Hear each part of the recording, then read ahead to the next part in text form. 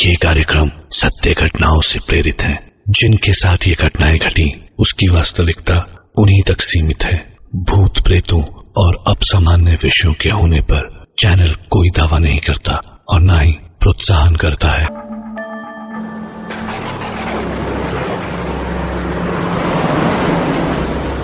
बेहद मूसलाधार बरसात और आंधी में भी बड़े आराम से गाड़ी चलाता हुआ ध्रुव हाईवे पर शहर की ओर चला जा रहा था।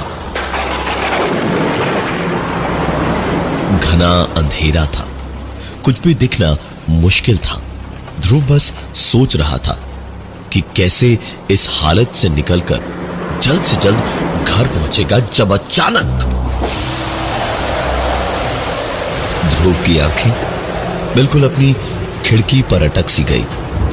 उसके सामने बिना कुछ किए, बिना उसके बटन को दबाए ही खिड़की का कांच अपने आप खुलता जा रहा था। जरूर लॉक में पानी गया होगा। यह सोचकर फिर से ध्रुव को लगा कि क्या बेवकूफी भरी बातें हैं ये।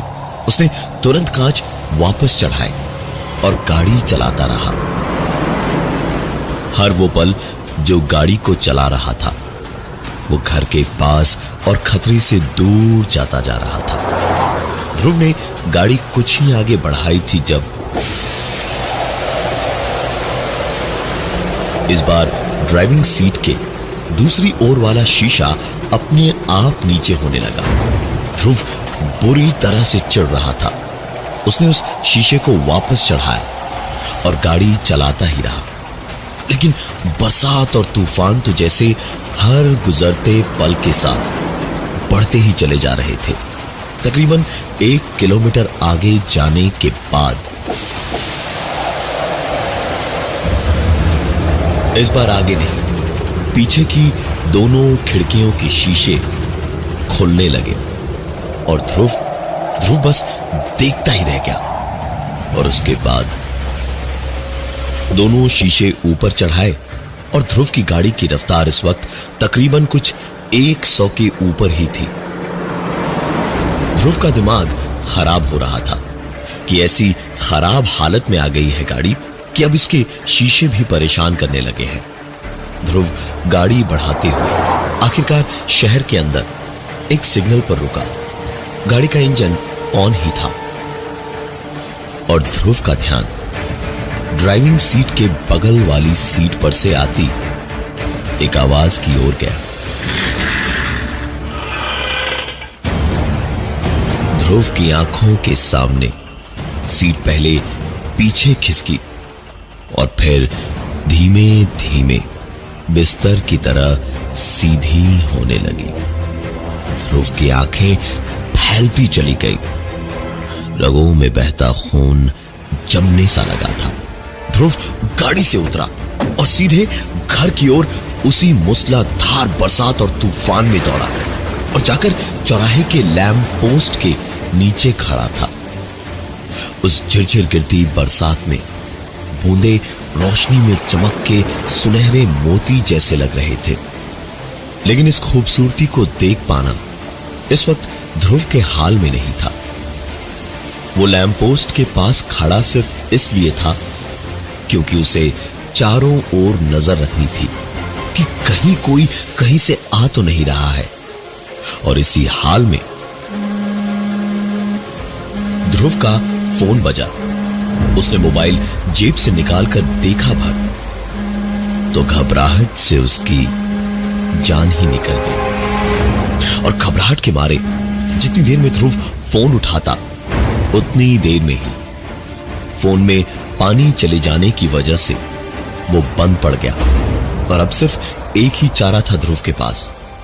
वो बड़े ध्यान से देखने लगा कि कहीं कोई आस पास है या नहीं। तो उसने देखा सामने उस पीली सुनहरी रोशनी में एक परछाई दिखाई दे रही थी। ध्रुव ने उसे देखा और अपना दायां हाथ उठाया तो देखा कि उस परछाई का दायां हाथ भी उठा। ध्रुव जरा सा धीमे से दाईं ओर झुका तो वो भी वैसे ही झुका। दोबारा ध्रुव ने बाईं ओर सर झुकाया तो उस परछाई ने भी उधर ही मुड़ना बेहतर समझा और बिल्कुल ध्रुव के साथ साथ वो परछाई इस वक्त मंडरा रही थी। करता भी तो क्या, वहां से सर पे पैर रखकर भागा और जब उसने पीछे मुड़कर देखा तो उसकी बची खुची हिम्मत ने भी उसे मौत ही नाचती हुई दिखाई, क्योंकि वो साया भी उसके पीछे पीछे आ रहा था, भागते भागते। ध्रुव आखिरकार अपने घर पहुंच ही गया और पलटकर देखा तो वो साया नहीं था कहीं भी। ध्रुव ने एक राहत की सांस ली और सारे दरवाजे और खिड़कियां बंद करके आखिर में जाकर एक खिड़की पर खड़ा हो गया, जहां से उसे बाहर साफ दिखाई दे रहा था और नीचे कुछ भी नहीं था। पूरी तरह सुकून की सांस भर करके ध्रुव ने बस पर्दा खींचा था खिड़की का कि ऐसी एक आवाज सुनकर ध्रुव पलटा और देखा तो बाहर कोई नहीं था।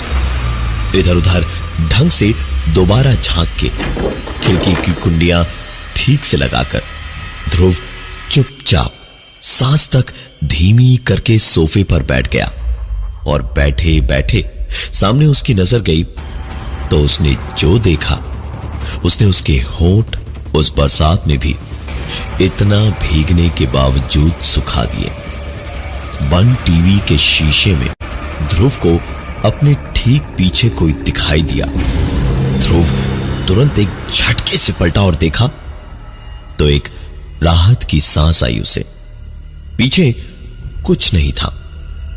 ध्रुव को भी लगा कि इतनी देर जो सब हो रहा था इसकी वजह से शायद उसे ऐसे वहम हो रहे थे और कुछ देर आंखें बंद करके सोफे पर सर आराम से रखकर बैठा रहा और फिर दोबारा आंख खोल के टीवी की ओर देखा तो वो अभी भी ध्रुव के ठीक पीछे खड़ा था और धीमे धीमे नीचे ध्रुव के कंधों पर झुक रहा था। मुस्कुराता हुआ झुकते झुकते वो ध्रुव के कंधे तक आया और धीमे से उसने फूंक मारी तो ध्रुव को अपने कंधे पर एक सर्द हवा का झोंका सा महसूस हुआ, जिसने उसके बदन को वो डरावना एहसास दिया जिससे लगा कि शायद अभी वो चींटियों के एक अंबार पर था, जहां से चींटियां ध्रुव के बदन पर पैरों से चढ़ती चढ़ती सर तक न सिर्फ आए जा रही थी बल्कि काट भी रही थी। इसी बुरी हालत में अचानक ध्रुव तड़पने लगा, छटपटाने लगा, क्योंकि पीछे कोई दिखाई तो नहीं दे रहा था, लेकिन किसी ने ध्रुव का गला पकड़ के उसका दम घोंटकर उसे मारने की कोशिश शुरू कर दी थी। ध्रुव बड़ी मुश्किल से सांस ले पा रहा था। उसका हिलना डुलना मुश्किल हो रहा था जब उसने दिमाग लगाया और बचने के लिए उल्टी तरफ नहीं बल्कि उसी तरफ खुद को धक्का दिया जिस तरफ से लगा था कि हाथ आए थे और सोफे समेत पीछे की तरफ गिरते ही गले पर से दबाव छूट गया। ध्रुव अपनी गर्दन को खड़े होकर संभाल ही रहा था जब खिड़की के कांच को तोड़ते हुए अंदर आकर कुछ गिरा, जिस पर नजर गई तो ध्रुव के होश ही उड़ गए। उसके सामने उसकी कार की चाबी पड़ी थी जो वो सड़क पर छोड़कर आया था, सिर्फ और सिर्फ अपनी जान बचाने के लिए। ध्रुव ने चाबी उठाई और नीचे भागकर दरवाजे पर पहुंचा तो दरवाजे पर खड़े होकर उसे एक और झटका लगा।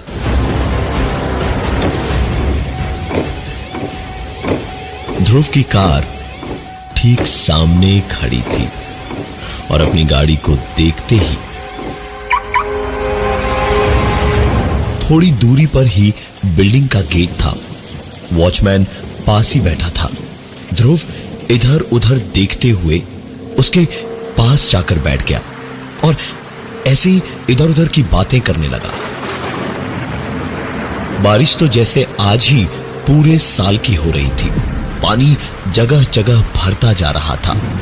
नीचे बैठे बैठे जब ध्रुव और वो सिक्योरिटी वाला बातें कर रहे थे तो सिक्योरिटी वाले ने देखा कि पीछे से आती सीढ़ियों से पानी बहुत तेजी से नीचे आ रहा है। ये देखकर उसने कहा, सर आप बैठिए, मैं जरा छत का दरवाजा बंद करके आता हूं, लगता है छत का दरवाजा खुला है। गार्ड ऊपर की छत की ओर भागा तो यहां सीढ़ियों के पास बैठे बैठे ध्रुव की हालत खराब हो रही थी डर के मारे। कभी दाएं देखता तो कभी बाएं, कभी लगता कि कोई आस पास ही है तो कभी लगता किसी की सांसों की आवाजें वहां गूंज रही हो। ध्रुव बैठे बैठे अपने हर फरिश्ते को याद ही कर रहा था जब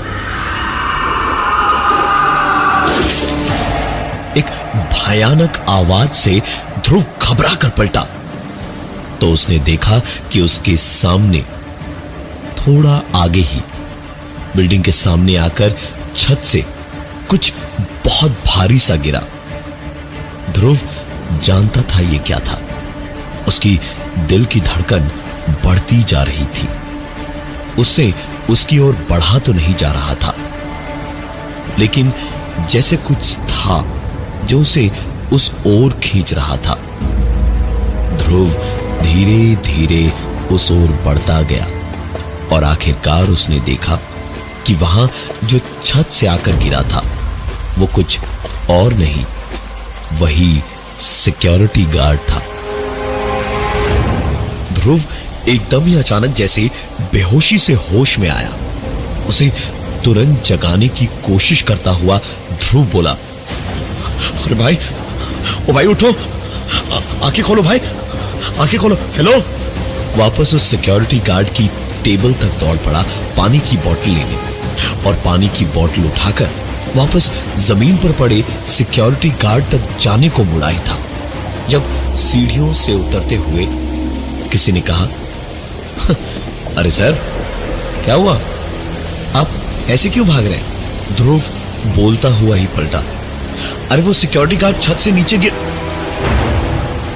लेकिन अपनी बात पूरी नहीं कर पाया क्योंकि सीढ़ियों पर ध्रुव के सामने ध्रुव को ऐसी परेशान हालत में देखता हुआ वही सिक्योरिटी गार्ड खड़ा था। ध्रुव के हाथ से तो बोतल छूट कर गिर गई। उसका हाल देखकर सिक्योरिटी समझ गया था कि कुछ तो गड़बड़ है। वो आया और ध्रुव को संभाल कर बैठाया और उसे पानी वानी पिलाया ही था जब बिल्डिंग के बड़े से लोहे के गेट पर किसी ने खटखटाया। सिक्योरिटी गार्ड छाता पकड़े हुए गेट तक गया और गेट जरा सा खोलकर किसी से उसने थोड़ी देर बात की। साफ समझ आ रहा था कि उधर भी छाता लिए बाहर कोई खड़ा था। बूंदों की पिट-पिट छातों पर साफ सुनाई दे रही थी और फिर 2 मिनट के बाद ही वापस आकर सिक्योरिटी गार्ड बोला, अरे सर आपके दोस्त सौरभ सर आपके लिए ये दे कर गए हैं। हमने कहा कि आप खुद ही मिलकर दे दीजिए तो बोले नहीं, आज एक सरप्राइज गिफ्ट आपने दिया है तो एक वो भी दे के रहेंगे। ध्रुव की आंखें ये सुनकर फैलती चली गई। ये हो ही नहीं सकता था। सौरभ कैसे यहां आ सकता था? उसे तो अभी 1 घंटे पहले चाकुओं से गोद गोद कर ध्रुव ने खुद ही मार डाला था। सौरभ और ध्रुव दोनों कॉलेज के वक्त के बहुत अच्छे दोस्त थे। कॉलेज खत्म हुआ, दोनों ने लोन लेकर एक छोटा सा बिजनेस सेट किया जो कि बहुत चल पड़ा। पैसे कमाए, इज्जत कमाई और कंपनी आगे बढ़ी। लेकिन दोनों दोस्तों के बीच सदियों पुरानी एक वजह आ गई, फूट की। लड़की। सौरभ की शादी को 2 साल ही हुए थे अभी। ध्रुव ने शादी कभी की नहीं और न ही वो ईमानदारी से शादी निभा सकता था, और यहां भी यही हुआ। सौरभ कहीं काम से बाहर जाने का बहाना करके निकला और पीछे से ध्रुव पहुंच गया और पकड़ा गया। सौरभ ने पार्टनरशिप तोड़कर, उससे अलग होकर सबको उन दोनों की असलियत दिखाने की धमकी दी, तो दोनों में जमकर हाथापाई हुई। ध्रुव ने सौरभ को मार डाला और उसकी लाश के पैर में पत्थर बांधकर नदी की तलहटी में फेंककर घर की ओर आ रहा था जब बरसात में इतना सब कुछ होना शुरू हुआ था। इसलिए तो ध्रुव को यकीन नहीं हो पा रहा था कि सौरभ आया तो आया कैसे।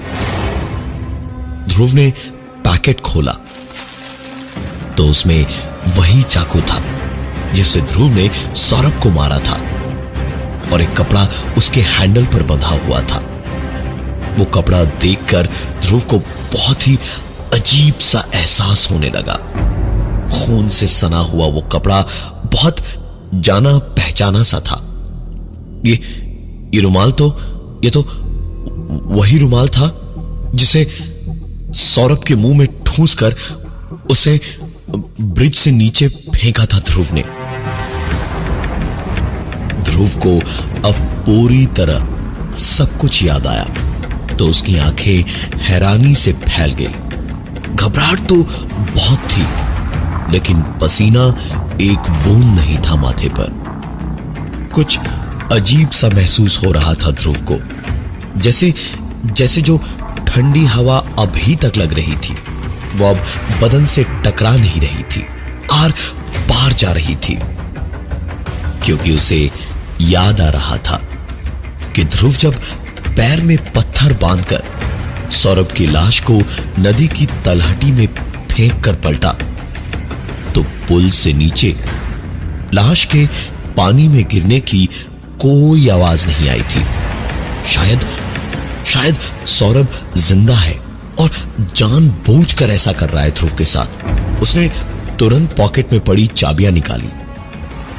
ध्रुव दौड़ा दौड़ा घर में गया और फर्श पर पड़ी गाड़ी की चाबियों को लेकर वहां से निकला और फिर पूरी हिम्मत जुटाकर गाड़ी चलाता हुआ उस पुल तक गया जहां से उसने सौरभ को नीचे फेंका था। सोचने वाली बात यह है कि इस बार गाड़ी में उसके साथ कोई हादसा नहीं हुआ। गाड़ी पुल के एक तरफ लगाकर ध्रुव ने पुल से नीचे नदी में झांकने की कोशिश की कि ठीक तभी उसकी गाड़ी का हॉर्न बहुत जोर से बजा। ध्रुव ये देखने को पलटा ही था कि किसी ने ब्रिज के नदी वाले हिस्से से ध्रुव की गर्दन को पकड़कर उसे पीछे की तरफ खींच लिया। ध्रुव के शरीर का आधा हिस्सा ब्रिज के इस तरफ सड़क पर और आधा हिस्सा नदी की तरफ था, और तभी उसके कानों में एक आवाज ने ठीक पीछे से कहा, भाई कहता था ना मुझे तू, चल भाई, 7-5 जी लिया, मुझे तो मार दिया, अब मरने की बारी तेरी है।